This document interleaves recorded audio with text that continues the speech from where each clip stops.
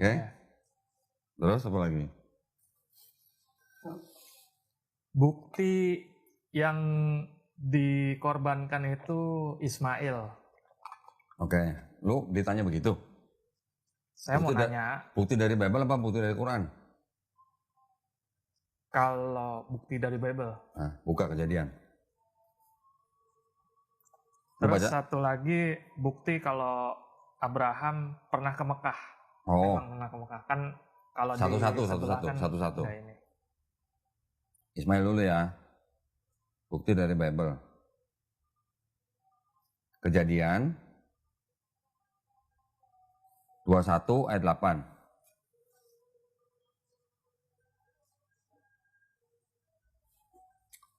Oke, di situ apa? Bertambah besarlah anak itu Siapa? Ishak kan? dan ia disapi. Lalu Abraham mengadakan pertemuan. Ya, yang disapi siapa? Ishak kan? Ya, anak kakek bernama Eh. Ishak. Terus setelah itu kan ibunya Ishak, Sarah, marah karena Ismail menggoda Ishak. Ya kan? Ketika Ishak disapi, berarti umurnya berapa? 2 sampai 3 tahun kan? Iya. Ya. Sedangkan Ismail lebih tua dari Ishak berapa tahun? 14 tahun. Karena Ismail lahir, Abraham umur 86. Ishak lahir, Abraham umur 100. Iya. Ya, berarti beda 14 tahun. Ketika Ishak disapi, Ishak umurnya mestinya berapa? 2 sampai 3 tahun dong. Tambah 14 tahun, berarti umurnya Ismail berapa? 16 tahun kan? 16-an. Kurang lebih minimal 16 tahun. Terus habis itu Sarah kan bilang ayat 10 nih. Ayat 10, Sarah kan nyuruh Abraham untuk mengusir Hagar. Iya. Lu bukannya jangan di Google, nggak ada aplikasi Alkitab ya? Udah enggak, Oh, udah enggak simpen. Nih kalau gitu bacain aja. Ayat berapa nih yang mengusir? Gua buka di sini. Ini biar sama-sama baca. Jadi biar lu bisa jawab juga kalau ada orang nanya. Di ayat 10. Kejadian 21 ayat 10. Sarah minta ke Abraham untuk mengusir Hagar dan anaknya, ya kan? Iya. Terus keesokan ayat 14, keesokan harinya pagi-pagi Abraham mengambil roti serta sekeribat air. Lu baca terusin deh, lu yang baca terusin. Dan memberikannya kepada Hagar. Ia meletakkan itu beserta anaknya di atas bahu Hagar. Tunggu sebentar. Tadi gua bilang Ismail umurnya udah berapa? Ismail. Waktu Ishak 2. Disapi. Ya. Ismail berapa? 16-an. Baca lagi. Yang ayat berapa tadi? 14. Ia meletakkan itu beserta anaknya di atas bahu Hagar. Anak 16 tahun ditaruh di atas bahu ibunya. Kira-kira gimana? 16 tahun loh. Berat. Ini orang Timur Tengah loh. Orang Timur Tengah tuh ras Kaukasoid loh. Badan gede loh pasti loh. 16 tahun ditaruh di bahu ibunya Hagar. Kira-kira make sense? Aneh ya? Oke, kita terusin aja. Terus kemudian apa? Baca. Kemudian disuruhnyalah perempuan itu pergi. Maka pergilah Hagar dan mengembara di padang gurun Berseba. Di mana? Padang gurun Berseba. Diingetin ya. Ingetin ya Berseba ya. Terus di ayat, terus habis itu kan di padang gurun kan Ismail nangis karena haus dan segala macam sampai akhirnya Sarah Hagar menemukan mata air. Sumber air ya kan. Ada sumur lah pokoknya. Terus kemudian ayat ke 20. Baca. Allah menyertai anak itu sehingga ia bertambah besar. Ia menetap di padang gurun dan menjadi seorang pemanah. Kalau bilang ia bertambah besar, berarti waktunya berapa tahun? Ya berarti kan bertahun-tahun. Iya. Berarti kalau baca ayat itu, Ismail dan ibunya tinggal di Berseba selama bertahun-tahun kan? Iya. Sampai Ismail besar, kan ada tulisannya ia bertambah besar. Iya. Berarti bertahun-tahun kan? Terus ayat 21-nya? Maka tinggallah ia di padang gurun Paran dan ibunya mengambil seorang istri baginya di tanah Mesir, dari tanah Mesir. Berarti kalau begini, mereka tinggal di Berseba kan sempat bertahun-tahun. Setelah dia besar baru tinggal di Berseba, baru dikasih istri sama ibunya orang Mesir gitu kan. Itu satu kan. Peninggalannya. Ya. Habis itu ayat 22 sampai ayat 34 ini kan cerita Abraham membuat perjanjian dengan Abimelek. Ya. Kalau baca ayat-ayatnya, ayat 31 deh dibaca. Di mana tuh tempatnya Abimelek dan Abraham membuat perjanjian? Berseba. Tadi Hagar tinggal di mana? Berseba. Ini Abraham bikin perjanjian di mana? Berseba. Kira-kira ketemu nggak itu Abraham sama Hagar? Sama-sama di Berseba nih. Paham nggak maksud gua? Abraham ngusir Hagar dan Ismail. Mereka akhirnya tinggal di Berseba sampai Ismail besar, baru baru Ismail dan ibunya tinggal di Paran. Berarti di Berseba ini bertahun-tahun nih. Iya. Ada cerita kemudian Abraham membuat perjanjian dengan Abimelek di Berseba. Dipikir dulu nih ya. Setelah kejadian 21, buka kejadian 22. Habis itu apa? Ayat 1. Setelah semuanya itu Allah mencoba Abraham, ia berfirman kepadanya, Abraham, lalu sautnya, ya Tuhan, Terus? firman-Nya, ambillah anakmu yang tunggal itu yang engkau kasihi, yakni Ishak. Di sini ditulis yakni Ishak gitu kan? Iya. Tapi ada tulisannya anakmu yang tunggal. Terus pergilah ke tanah Moria dan persembahkanlah dia di sana sebagai korban bakaran pada salah satu gunung yang akan kukatakan kepadamu. Berarti suruh ke Moria, ke gunung Moria, suruh ke tanah Moria, nanti di gunung mana baru kasih tahu gitu kan? Iya. Ya, ingat ya tadi ya, Hagar Ismail pernah tinggal di Berseba. Abraham mengadakan perjanjian dengan Abimelek di Berseba. Ya. Terus tiba-tiba setelah itu Abraham dikasih perintah suruh pergi ke tanah Moria bawa anak yang tunggal, tulisannya yakni Ishak. Iya. Berarti kalau begitu Abraham menerima perintah untuk mengorbankan anak yang tunggal itu, terima perintahnya di mana? Menerima perintahnya. Karena di ayat sebelumnya masih di Berseba bukan? Ya, karena di sebelumnya ditulisnya apa? Dan masih lama Abraham tinggal sebagai orang asing di negeri orang Filistin. Bikin perjanjiannya di Berseba. Dan Abraham masih lama tinggal di situ, di tanah orang Filistin. Berarti Abraham juga tinggal di Berseba juga kan? Iya. Terus tiba-tiba ada perintah suruh menyembelih anaknya. Berarti Abraham waktu terima perintah, terima firman itu, Abraham lagi di mana? Berseba, negeri orang Filistin. Di Berseba kan? Iya. Oke. Ingat ya Berseba lagi.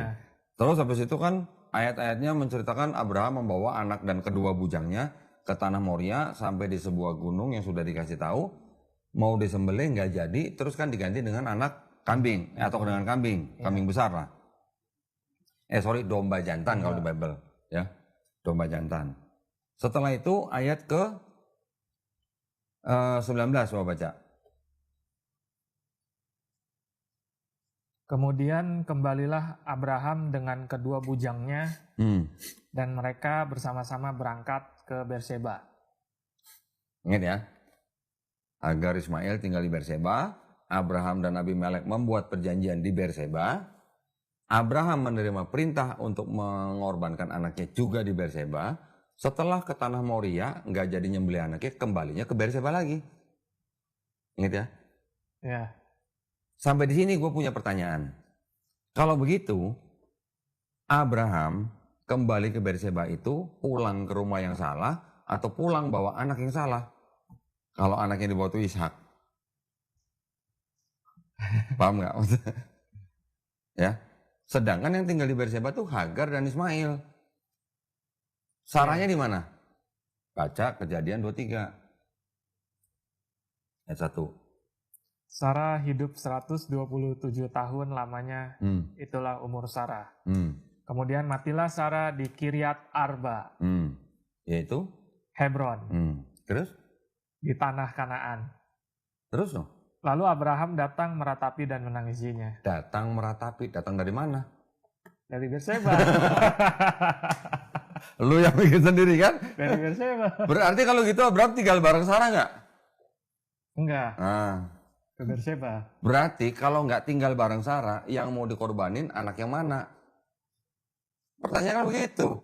Kalau di sini di Kejadian dua-duanya ditulis Ishak, tapi yang tinggal di Berseba Ismail, pulangnya ke Berseba, terima perintah di Berseba, terus Sarah matinya di Hebron, Abraham datang meratapi.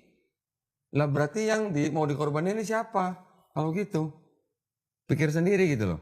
Kalau cuma nambahin kata Ishak, itu mah Yang nambah, gampang. yang nulis Ishak siapa? Ya orang-orang Yahudi gitu maksudnya. Paham ya sampai sini? Iya, iya. Dengan adanya begini kan berarti ada kejanggalan. Berarti maksud gua begini. Untuk si Hagar, Ismail anak tunggal bukan? Untuk si Hagar, iya. Untuk Sarah, Ishak anak tunggal bukan? Iya. Tapi kalau buat Abraham, yang pernah jadi anak tunggal yang mana? Yang Ismail atau yang Ishak? Yang pernah jadi anak tunggalnya Abraham? Ismail. Kenapa ditulisnya yakni Ishak gitu?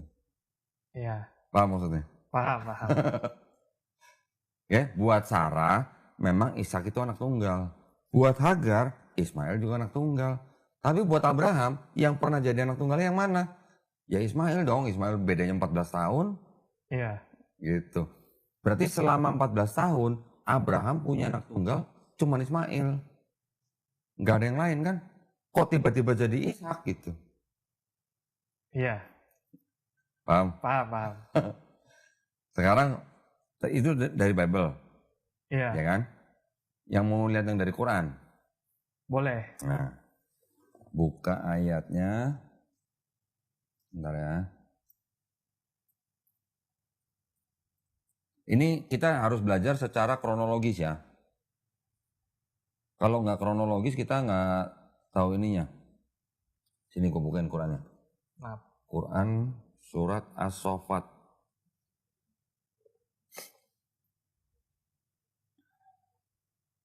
Bentar. Nih. Jadi kalau di Bible kita juga bisa menganalisis dari kronologinya. Di Quran, walaupun ceritanya lebih pendek, kita juga harus memperhatikan dari kronologinya juga. Mulai dari ayat 106 lah.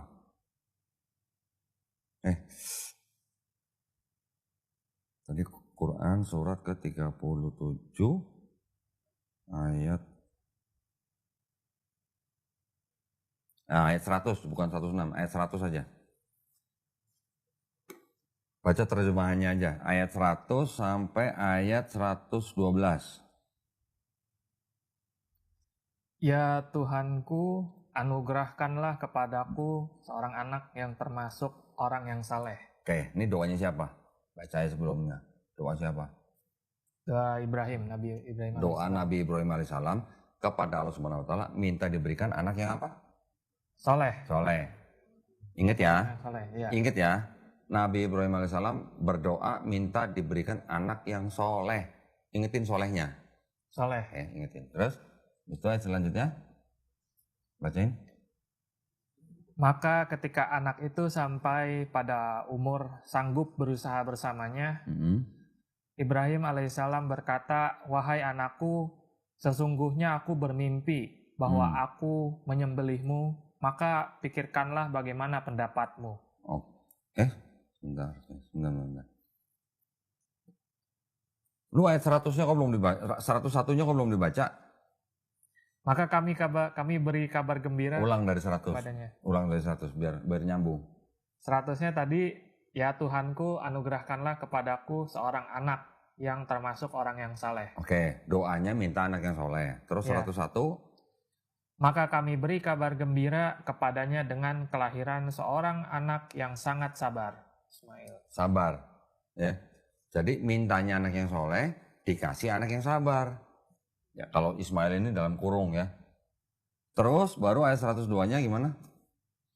Maka ketika anak itu sampai pada umur sanggup berusaha bersamanya, Ibrahim alaihissalam berkata, wahai anakku, sesungguhnya aku bermimpi bahwa aku menyembelihmu. Maka pikirkanlah bagaimana pendapatmu.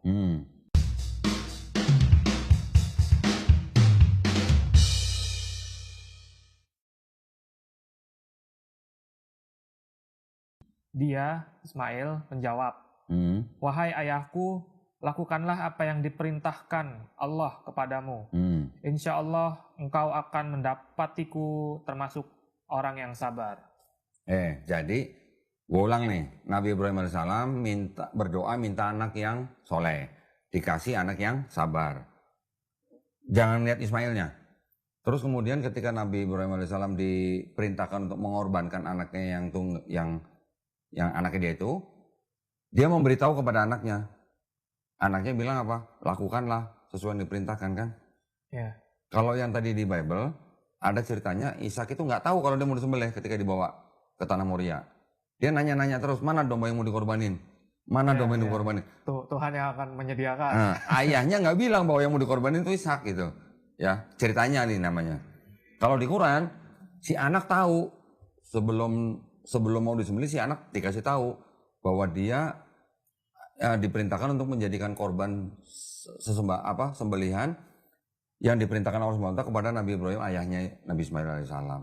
Ya, jadi anaknya tahu. Terus selanjutnya 103. Maka ketika keduanya telah berserah diri dan dia, Ibrahim alaihissalam membaringkan anaknya di atas pelipisnya untuk melaksanakan perintah Allah. Terus?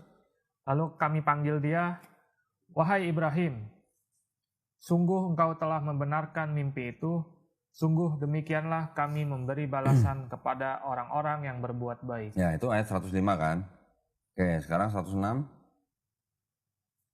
Sesungguhnya ini benar-benar suatu ujian yang nyata. Terus? Dan kami tebus anak itu dengan seekor sembelihan yang besar. Oke, jadi ceritanya Nabi Ismail alaihissalam nggak jadi disembelih, terus diganti dengan sembelihan apa? Seekor sembelihan yang besar ya, kambing. Terus? Dan kami abadikan untuk Ibrahim pujian di kalangan orang-orang yang datang kemudian. Terus 109. Selamat sejahtera bagi Ibrahim. Terus? Demikianlah kami memberi balasan kepada orang-orang yang berbuat baik. Sungguh dia termasuk hamba-hamba kami yang beriman. Nah, sekarang 112, perhatiin, baca. Dan kami beri dia kabar gembira dengan kelahiran Ishak, seorang nabi yang termasuk orang-orang yang saleh.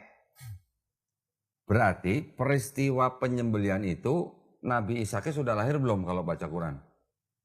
Kalau baca Quran, Nabi Ishaknya belum. Belum lahir, ya kan? Jadi ketika Nabi Ibrahim alaihissalam minta anak yang soleh, dikasih anak yang sabar, terus ketika diperintahkan untuk disembelih, terus nggak jadi disembelih, diganti dengan kambing, ya sesembelihan yang besar. Setelah itu baru ada kabar gembira akan lahir Nabi Ishak yang termasuk Nabi, yang dimana dia Nabi termasuk orang yang soleh gitu. Baru dikasih, yang awal minta soleh, dikasih yang sabar, setelah nggak jadi disembelih, baru dikasih anak yang soleh. Jadi Nabi Ishak alaihissalam gelarnya anak yang soleh, orang yang soleh. Nabi Ismail alaihissalam gelarnya orang yang sabar. Ya, gelar ini nggak pernah ketukar. Iya. Sekarang kita buka ayat di Quran surat Al-Anbiya. Ayat 85. Nah, baca. 85. Dan ingatlah kisah Ismail, Idris, dan Zulkifli. Mereka semua termasuk orang-orang yang sabar. Oh, ada namanya Ismail. Ismail termasuk orang yang sabar. Ya. Kalau kita baca begini, berarti anak yang sabar ini siapa? Ismail alaihissalam. Udah paham? Paham. Ya, kalau di Bible secara kronologi janggal, ya walaupun tertulis Ishak tapi janggal. Karena apa? Karena Hagar, Ismail, Abraham pernah lama tinggal di Berseba. Setelah anak itu nggak jadi disembelih, pulangnya ke Berseba. Sarah matinya di Kiryat Arba, Hebron. Abraham datang meratapinya. Berarti dengan akal sehat yang mau disembelih di Bible harusnya bukan Ishak. Sekarang Hagar kan tinggalnya sama Ismail. Apa mungkin Ishak tinggal sama Hagar? Kan nggak mungkin. Ya bisa mungkin, tapi kan lucu gitu loh.